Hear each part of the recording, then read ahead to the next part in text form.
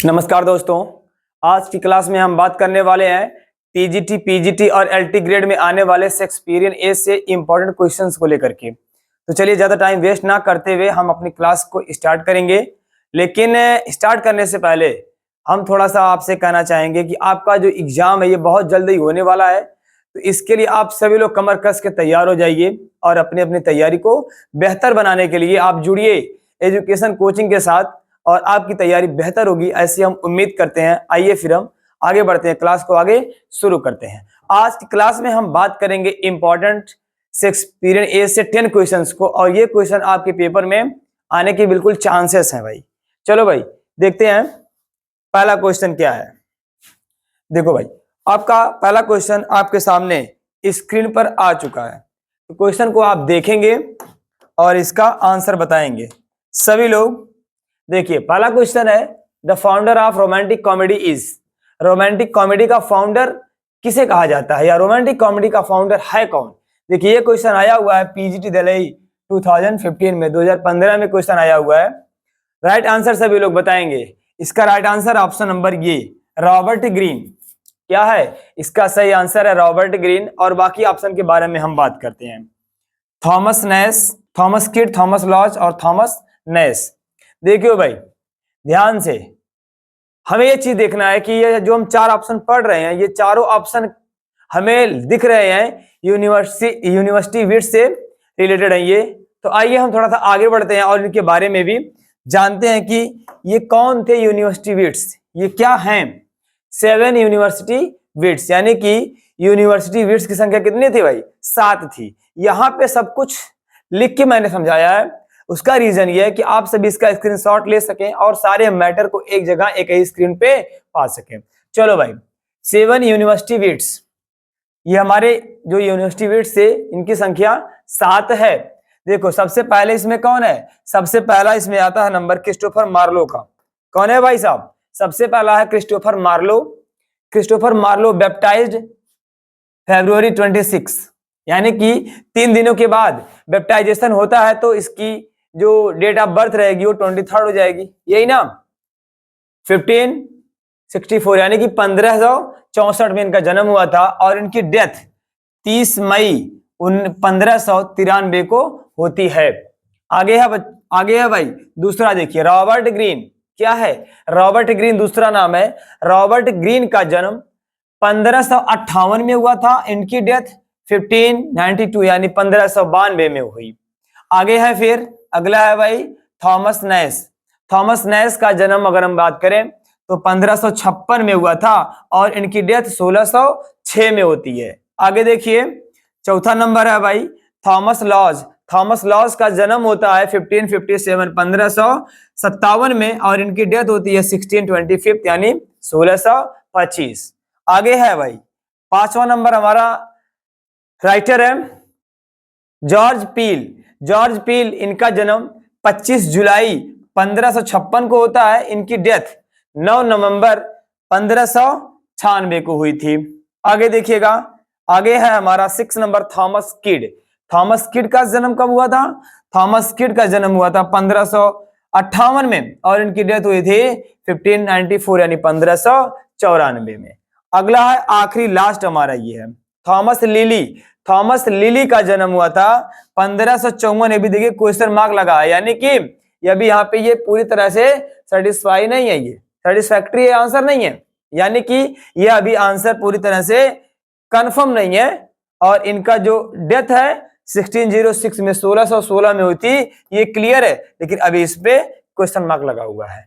Okay चलिए आगे चलते हैं हम। उम्मीद है कि क्लास आपको समझ में आ रही होगी। आगे देखते हैं, थोड़ा सा और हम बात करेंगे। द प्री शेक्सपियरियन ड्रामाटिस्ट, यानी कि शेक्सपियर से पहले जो ड्रामाटिस्ट थे are known as the university wits. अगर आपसे कोई पूछता है कि यूनिवर्सिटी विट्स कौन थे, हम किसको कहते हैं यूनिवर्सिटी विट्स, तो आप बता सकेंगे आराम से द प्री शेक्सपियरियन ड्रामाटिस्ट, यानी कि शेक्सपियर से पहले जो ड्रामाटिस्ट थे हम उन सभी को कहते हैं यूनिवर्सिटी विट्स। और उनमें से एक का नाम था Robert Greene, was one among the 7 university wits who can be called the founder of romantic comedy।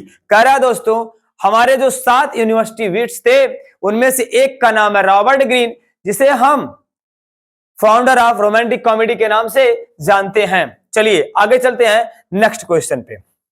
अगला क्वेश्चन है question number 2, which of the following pledge of Shakespeare has an epilogue.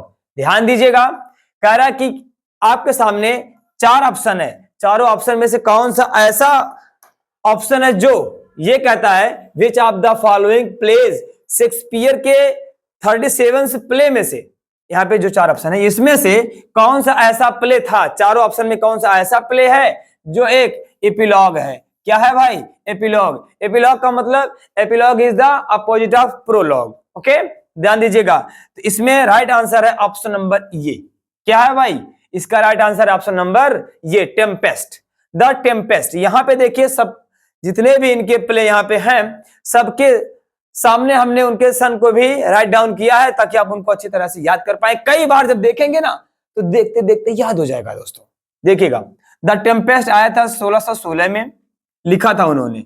Henry fourth part first 1996 में start किया था और 7 में उसको जाके finish किया। हैमलेट को लिखा था 1600 से 1601 के बीच में। ट्वेल्थ नाइट को लिखा शेक्सपियर ने 1601 में। चलिए आगे देखते हैं question number 3, a Shakespearean sonnet ends with ये। शेक्सपियर का जो सोनेट दोस्तों वो अंत होता है, उसका अंत होता है किन लाइनों पर जाकर के होता है ना? Ends with. शेक्सपियर के सोनेट में 14 लाइन होती हैं। सोनेट में कितना होता है? 14 लाइन होता है, लेकिन शेक्सपियरियन सोनेट जाकर के अंत किस पे होता है? क्वार्टेट 4 लाइन पे, ऑक्टेव 8 लाइन पे, कपलेट 2 लाइन पे, ट्रिपलेट 3 लाइन पे। तो सभी को पता होगा कि Shakespearean sonnet ends with couplet, couplet last में जाकर के उस पे 2 लाइन बचती हैं। सभी को पता होना चाहिए दोस्तों। शेक्सपियरियन सोनेट में 14 लाइन जो भी दी हैं, अब उनके बारे में थोड़ा सा हम बात करेंगे। दे आर 14 लाइन्स लॉन्ग, यानी कि ये 14 लाइन लंबी कविता होती है। पहला पॉइंट है। Second one, they are written in iambic pentameter. जो शेक्सपियरियन सोनेट है वो लिखा जाता है दोस्तों आयम्बिक पेंटामीटर में। The first 12 lines rhyme in alternative pairs, यानी कि उसके स्टार्टिंग की जो 12 लाइनें होती हैं वो एक तरह से विरोधाभास में वैकल्पिक रूप से 4-4 के फॉर्म में वो डिवाइड रहती हैं। आगे दिया है लास्ट नंबर क्या पॉइंट है? For the whole poem the rhyme scheme would be, यानी कि जो शेक्सपियरियन सोनेट की राइम स्कीम होती है दोस्तों वो कुछ इस तरह से होती है, A B C D E F और लास्ट में जी 2 लाइन का। देखिए ए बी हो गया आपका 4 लाइन, सी डी हो गया आपका 4 लाइन, ई एफ हो गया आपका 4 लाइन। तो ये स्टार्टिंग की 12 लाइन हो गई आपकी जो अल्टरनेटिव पेयर्स में बट अब आपस में जो है वो जुड़ी रहती हैं। आगे देखिएगा लास्ट की हो गई जी ये होगी 2 लाइन्स। ये क्या है? ये कपलेट में होती हैं, इनको बोलते हैं हम 4 लाइन, और बाकी ये लास्ट का जो है 2 लाइन इसको कपलेट बोलते हैं। चलिए आगे देखिएगा,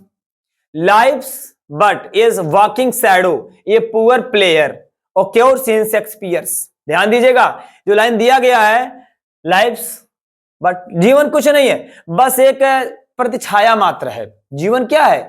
जीवन एक प्रतिछाया मात्र है। ये लाइन शेक्सपियर के किस प्ले से ली गई है? ट्वेल्थ नाइट, हैमलेट, मैकबेथ और किंग लियर, इनमें से कौन सा ऑप्शन सही है ये बताइएगा। ये लाइन ली गई है दोस्तों मैकबेथ से। Right answer option number C. अब देखिए चारों ऑप्शन के बारे में बात करते हैं। शेक्सपियर ने ट्वेल्थ नाइट को लिखा था 1601 में, 1601 में।